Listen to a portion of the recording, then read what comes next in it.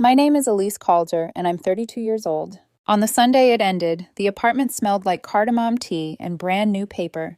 We'd spread the seating chart across the dining table like a battlefield map, names marching in tidy rows, alliances fixed in ink. The Whitfields love an arrangement. Adrian says it like a compliment. I've learned to hear it as a warning. He stood by the window, turning his phone over in his palm as if it were a coin with an answer. One more thing, he said lightly. The way people say, I almost forgot the milk. I've been thinking your mom shouldn't come to the wedding. The room tilted a few degrees. A tiny bubble burst inside my ear. I'm sorry, what? She makes me uncomfortable. He flashed the Whitfield smile. The country club version, not the one I fell for at the farmer's market when he laughed with his whole face. And you know how she dresses. It's a lot. My mom thinks she, tries too hard. The lace sleeves, the navy dress, the way my mother irons collar seams like a prayer, because my father taught her that respect shows up in small stitches. Adrian's words didn't land. They slid down the wall and pooled at my feet. That's my mother, I said. She's the only parent I have left. He looked down into his teacup as if an instruction might be written there. Exactly why the day should be about us. Less distraction. I closed the laptop. The ink on the chart shone wetly under the lamp, a river of names reflecting light. If my mother isn't welcome, I said, neither am I. He laughed. Actually laughed. Like I'd told a joke with a twist he approved of. Elise, don't be dramatic. The deposits are paid. My parents have done so much for this wedding. For your family's wedding, I said. A party where I play groom placeholder with better makeup. A muscle twitched at the corner of his jaw. He doesn't like when I use certain words. Placeholder. Boundary. No. Are you seriously choosing her over me? I'm choosing not to marry a man who thinks excluding my mother is love. Silence widened. In it, I heard the clock in the kitchen thud once, like a gavel. The Whitfield strategy meeting began at dawn the next day. Harold called my office and asked for my manager like I was a line item that needed correction.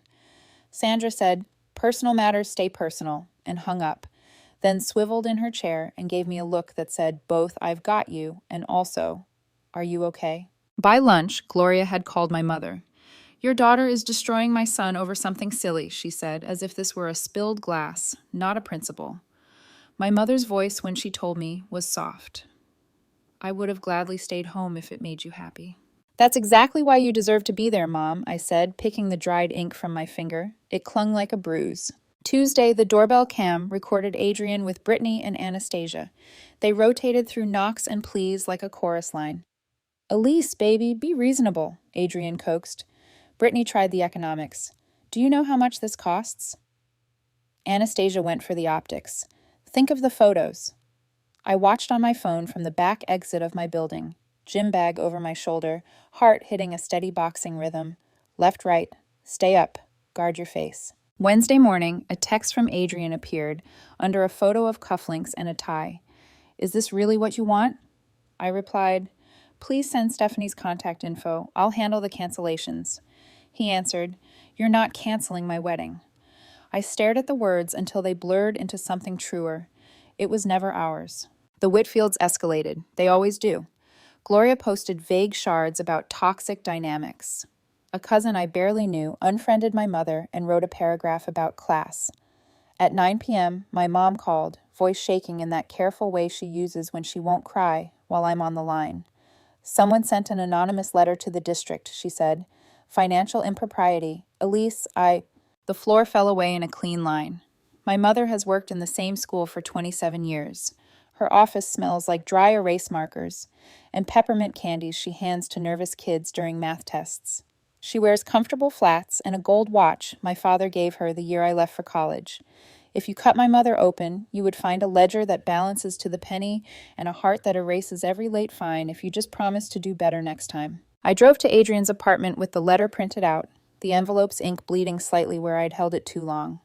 He opened the door in a sweater I'd given him, the one in the color he said made his eyes look like the lake.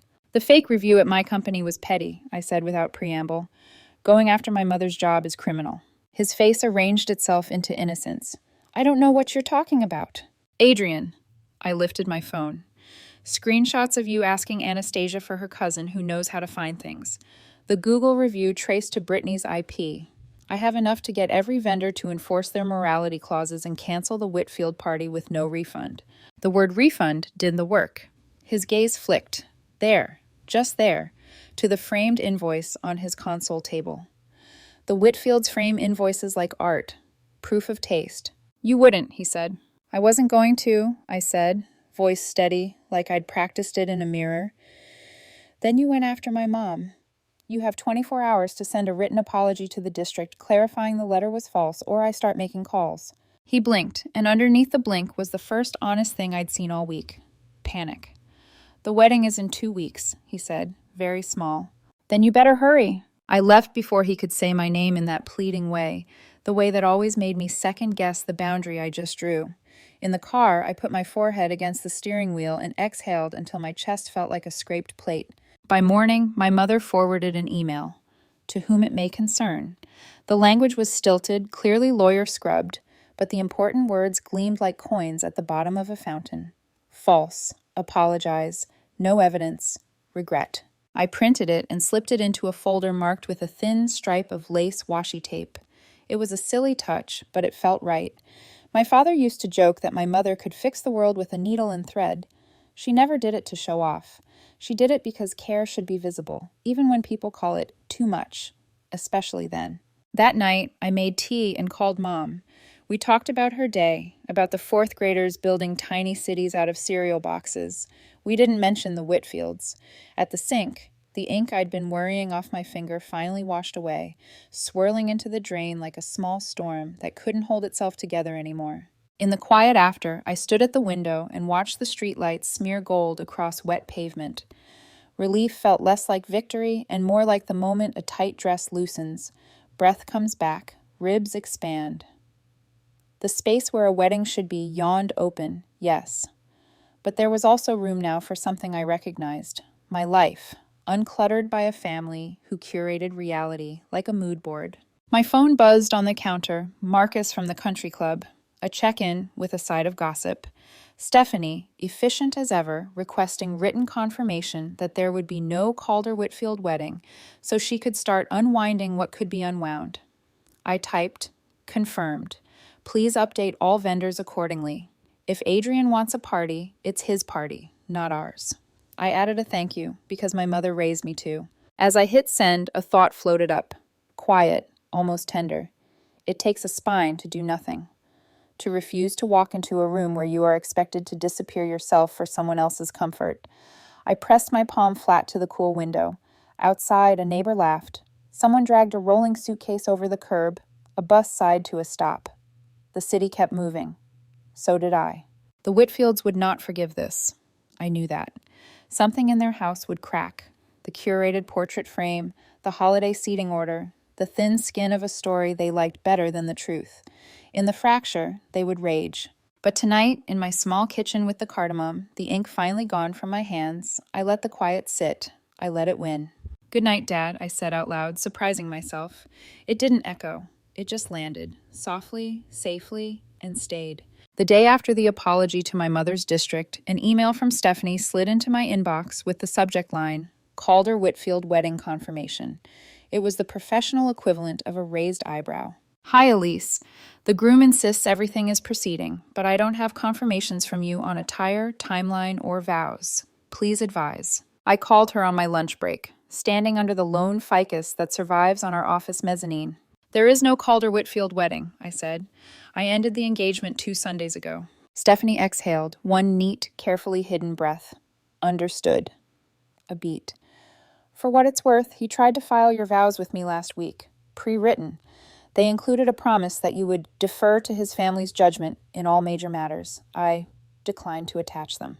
The ficus leaves trembled in the AC draft. He wrote my vows, I said, because sometimes repeating absurd things helps your brain believe them. Of course he did. I'll start unwinding vendors, she said. Send me a short note saying the wedding is canceled by you. It will help with any interpretations. After the call, I forwarded her the note and filed a copy in the lace-taped folder. I told myself it was just good record-keeping, but really it was a ritual. Thread pulled through fabric, seam locked. By afternoon, the Whitfields pivoted to theater. Gloria posted a carousel of engagement photos with a caption about perseverance in love and a verse about honoring father and mother. In her DMs to mutual friends, she sharpened the verse into a spear. Some families just don't understand respect. Brittany liked every comment that called me unstable. A Google review appeared on my firm's page hinting that I had boundary issues with male clients. Our legal team traced the IP to Brittany's apartment and forwarded a removal request. Sandra leaned on the doorframe of my cubicle with a cup of peppermint tea and said, "It's coming down. Also, our general counsel is very bored today and would enjoy a letter." She left the tea on my desk like a small green flag. That night, my phone lit up with a text from Marcus at the country club. "Hey, off the record, Adrian booked the full ballroom and is telling everyone you reconciled. Want me to hold anything?" I stared at the screen until my reflection in it steadied, then typed, "Please label the reservation as Whitfield event. Remove my name from all materials." He answered with a single thumbs up and, minutes later, an email CCing the events office. There it was in black and white, Whitfield event. It felt like scraping a nameplate off a door you never belonged behind. 2 days later, at 8 a.m. on a Saturday, Harold Whitfield arrived in a navy suit pressed so sharply the sleeves might cut. I knew he'd come when the building intercom crackled with someone who didn't believe in asking permission. "Let's talk," he said in the hallway, ignoring my open hand that did not invite him in. "Like adults?" "We've been talking like adults," I said. I said no. He took off his glasses and cleaned them with a cloth from his pocket, a tactic I recognized from every Whitfield dinner. Paused to reframe the scene as his. "You are humiliating my son." "Your son tried to exclude my mother from a wedding," I said. "He weaponized gossip and attacked her job. He wrote vows for me that promise my obedience to your family. I'm not humiliating him. I'm refusing to be humiliated." "It's one day," he said. "Your mother would survive. Families make compromises." "My mother compromised her youth so I could have choices," I said, hearing my voice go level. "My compromise is not erasing her to please yours." He took a step closer. "Do you have any idea what we've spent?" "Approximately $75,000 based on the vendor list Adrian showed me," I said. "I didn't ask you to spend it." "You agreed to the wedding," he snapped. "I agreed to marry the man I thought your son was," I said. "That agreement ended when he showed me who he is." "Look at you," he said softly, suddenly. It wasn't compassion. It was assessment, like peering at a stock chart. "Making a mistake out of pride. No one else will put up with you the way he has." It would have been funny if it didn't land so close to a teenage fear I still carried like old scar tissue, that I was too much, too loud, too firm, too daughter of Margaret. I kept my face neutral, the way Sandra does in budget meetings. "That's the point," I said. "I'm not asking anyone to put up with me." He put the glasses back on. "You'll regret this when you are alone." "Or," I said, "I'll be relieved." He left with a small, brittle laugh that sounded like ice cracking under a boot. The extinction burst intensified in the way storms do when they reach warm water. Anastasia posted a thread about narcissistic cycles that was vague enough to pretend it wasn't about me, and specific enough that everyone knew. A Whitfield aunt called my mother to imply she had overstepped by wearing lace to a different family's ceremony 2 years ago, as if lace were a political stance. Mom listened, then said gently, "I'm sorry you felt overshadowed by sleeves. That must be hard," and hung up. I wanted to cross-stitch the sentence on a pillow. The apology to the district had done its work, though. The superintendent sent a reply thanking Gloria for her clarification. The word sat in my chest like a warm stone. Not vindication, something steadier. A baseline set back to 0. When I checked on Mom that evening, she told me a 4th grader had hugged her so hard she nearly dropped a stack of construction paper suns.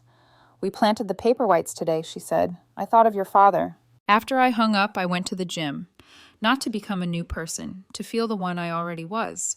On the rower, breath sawed evenly in and out. The chain rattled like a rattlesnake, warning something to keep its distance. Jonah, a trainer I know in that gym friend way, waved when I climbed off. "You okay?" he mouthed.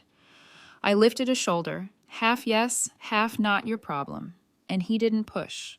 For the first time in weeks, the absence of pressure felt like air. On Monday, Stephanie called again, voice crisp with the brisk mercies of a pro who has seen everything. "We've released what we can," she said. The florals and photography are paid in full and won't refund under the moral turbulence clause. She hesitated. He's still telling vendors you'll come around. It may help if you email a single line I can forward, something that leaves no room for reinterpretation. I wrote, per my prior notice, I will not be attending or participating in any Whitfield event on date. Kindly remove my name from all documentation and communications. Then I signed it and added, almost against my own will, thank you for your professionalism, Stephanie. I copied Marcus. Within minutes, he replied, got it. Label updated. Good luck, Elise. Beneath his email signature was a grainy photo, him at a pickup game, grinning. People who know how to sweat tend to understand the difference between endurance and enablement. By midweek, the text started, not to me, but to everyone around me. Did you hear? Elise got cold feet. She's being controlled by her mom. She hates our family. Mutual friends screenshotted and sent them with exhausted emojis. I created a folder on my phone called Storm Archive and dropped everything inside. Not because I planned to use it, because it kept the chaos contained. Boundaries, but for pixels. That evening, Adrian called from an unknown number. I let it go to voicemail. His message was the Whitfield trifecta: charm, condescension, threat. We can fix this, Elise. You're being unreasonable. If you ruin this, I can't protect you from how it looks. I listened to it twice, then hit delete and placed my phone, screen down, on the table. The room hummed with the kind of quiet you have to choose on purpose. I brewed cardamom tea and watched steam ribbon and fade. It felt like practicing for the life after. Smaller, calmer, mine. At 11 p.m., Sandra texted a photo of a handwritten note she keeps taped to her monitor. Noise isn't data. I laughed, alone in my kitchen, grateful for a manager who sees me as more than output. I put my own sticky note on the fridge. Hurt isn't truth. Then, smaller beneath it, but it counts. Friday, Stephanie pinged. FYI. Adrian sent a blast email to guests. We're working through a small misunderstanding. See you on the day. She added a single period, weaponized. I'll handle logistics, she wrote. You owe me a coffee after this. I replied, 2 coffees and a croissant. She sent a smile I could hear. On Saturday, my mother and I walked the small strip of yard behind her townhouse. We turned the soil where the summer tomatoes used to stand and tucked in a row of paper bags filled with tulip bulbs. It was a lesson she gave me when Dad died. Plant something you won't see for months. Give the future a job it can't fail at. We didn't talk about the Whitfields. We talked about the neighbor's cat, the 4th grader who'd written her a story about a detective stapler that solved forgery crimes, the way the air smells like pennies right before rain. When I brushed dirt from my hands, a thin thread of lace, the same washi tape I'd used to label the folder, had stuck to my sleeve. I pressed it down, smoothing the edges. Care should be visible. On the way home, at a red light, my phone started flashing with messages.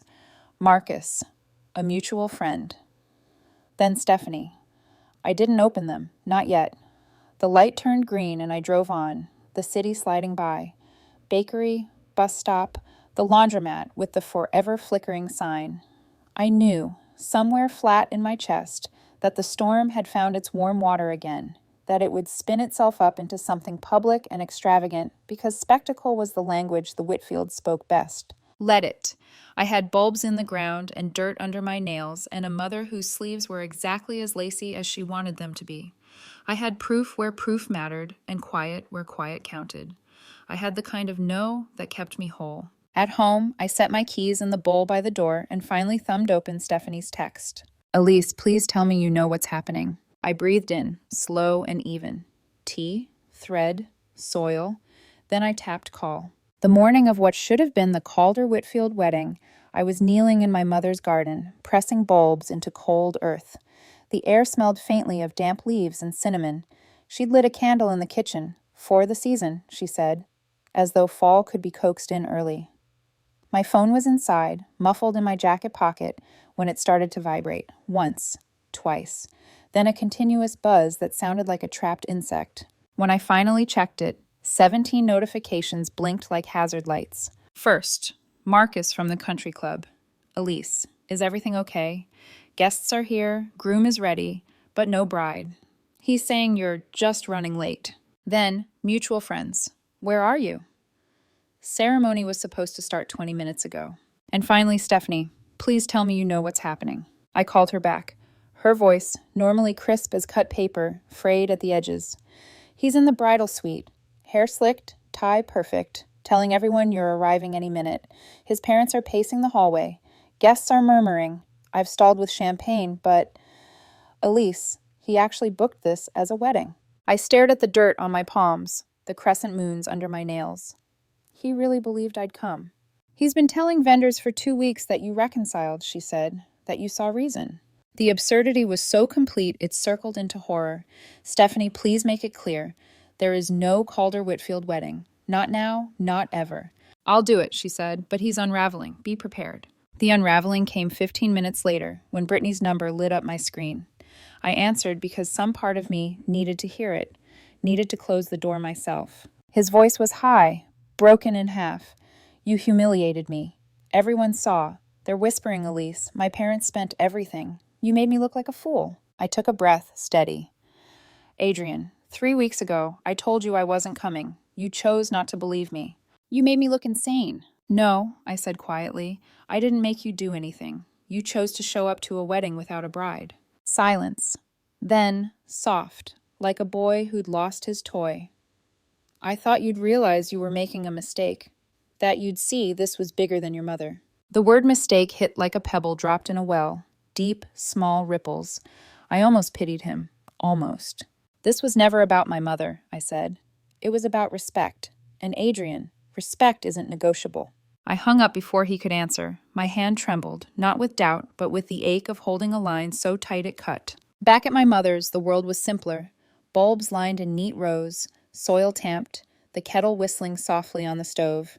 She set 2 mugs of tea on the table and touched my wrist. You look pale. They had the ceremony without me, I said. The words tasted surreal, like describing a dream you're still half in. She blinked, then shook her head. No, Elise. They had a performance without you. I thought of the ballroom, crystal chandeliers, champagne fizzing in flutes, flowers already drooping in their vases, a dark lace runner across a table, waiting for a groom and bride who would never sit there together. I imagined the murmur of guests, the way whispers grow claws when fed with silence. And then I thought of here, dirt under fingernails, tea cooling in china cups, my father's old gardening gloves folded by the door. 2 rooms, 2 stories, only one of them mine. I turned my phone face down. For the first time in weeks, I didn't care what the notifications said. Let's plant the last row, I told my mother. Outside, clouds stacked heavy, the air thick with coming rain.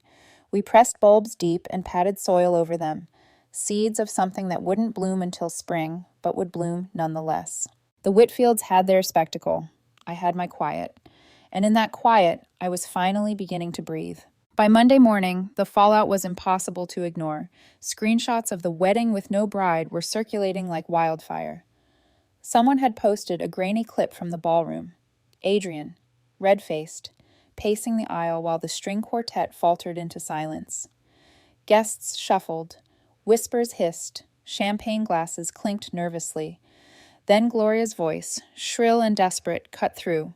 She'll be here any minute. The video ended there, but the comments did not. Did she ever agree to marry him? Whitfield drama strikes again. Imagine planning a wedding with a ghost. The Whitfields, of course, blamed me. Gloria called my office, pretending to be a concerned family friend. Sandra answered, and when Gloria demanded to know if I'd been put on leave for mental instability, Sandra said, in her calm accountant voice, Elise is here, focused, and excellent at her job. Goodbye. Then she brought me another peppermint tea and whispered, I think I'm her new villain. Meanwhile, Harold tried the legal route. A letter arrived, thick cream paper embossed with his firm's logo, threatening to sue me for breach of promise and reputational harm. My attorney, yes, I had one now, thanks to the Storm Archive, laughed so hard she actually snorted.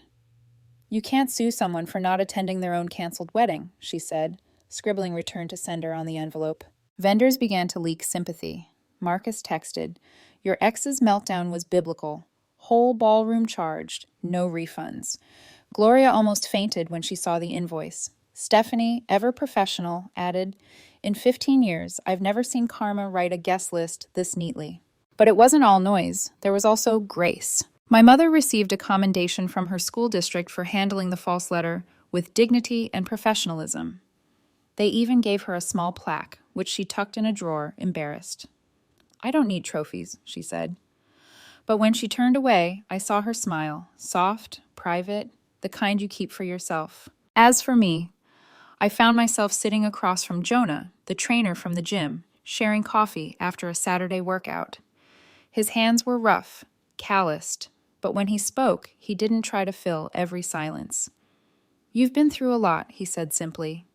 No Whitfield theatrics, no pity, just recognition. It felt refreshing, like stepping out of a ballroom thick with perfume and into air that smelled like rain. We didn't define anything that day. We didn't need to. All I knew was that his quiet didn't demand my erasure. That was enough. Weeks passed. Rumors died, replaced by newer scandals in other families. But the Whitfields weren't done. Adrian announced a new engagement barely 14 days after the disaster to someone he'd met on an app. His Instagram caption read, "When you know, you know." The comments section split in half. Congratulations mingling with disbelief. Brittany texted me, "He's doing it again." I didn't reply. Because it wasn't my circus anymore. Instead, I sat with my mother in her garden, sipping tea, watching the first green tips of tulips poke through the soil. Proof that something planted in darkness can rise, quietly, without spectacle. I thought of my father, how he used to say that love is just respect with roots. Adrian never understood that. The Whitfields never did. They curated images, invoices, and vows pre-written like contracts. But respect isn't a script. It's a choice. One I finally made.